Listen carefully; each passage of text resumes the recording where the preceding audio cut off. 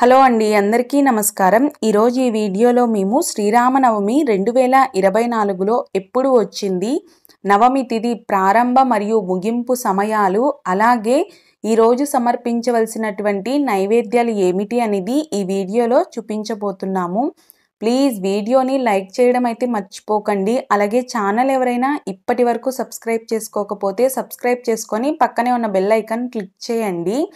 ఈ ఛానల్లో రాబోతున్నటువంటి పండుగల గురించి, అలాగే ముఖ్యమైన ఏవైనా పర్వదినాల గురించి మీకు ఇన్ఫర్మేషన్ అయితే మేము షేర్ చేస్తూ ఉంటామండి. కాబట్టి మీరు ఛానల్ని సబ్స్క్రైబ్ చేసుకొని పక్కనే ఉన్న బెల్ ఐకాన్ క్లిక్ చేస్తే మేము వీడియో పెట్టిన వెంటనే మీకు నోటిఫికేషన్ అయితే వస్తుందండి.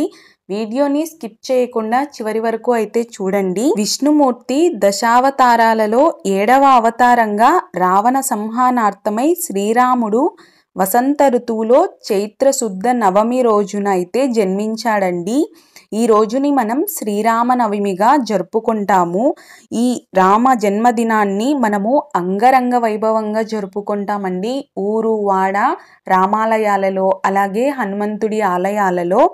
అలాగే ఈ రోజునే మనకు సీతారాముల కళ్యాణాన్ని కూడా చాలా దేవాలయాలలో కన్నుల విందుగా జరుపుతూ ఉంటారు.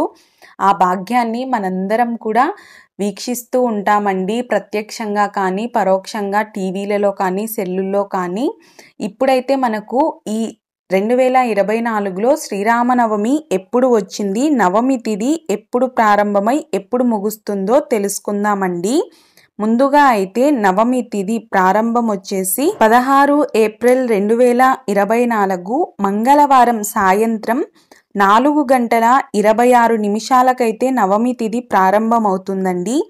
ఎప్పుడు ముగుస్తుంది అంటే 17 ఏప్రిల్ 2024 బుధవారం సాయంత్రం 5:25 నవమి తిథి ముగుస్తుందండి.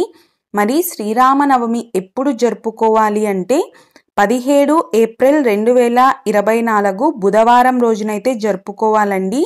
ఎందుకంటే మనకి సూర్యోదయానికి నవమి తిథి 17వ తేదీన ఉంది కాబట్టి ఆ రోజుని మనం శ్రీరామనవమిగా జరుపుకోవాలండి.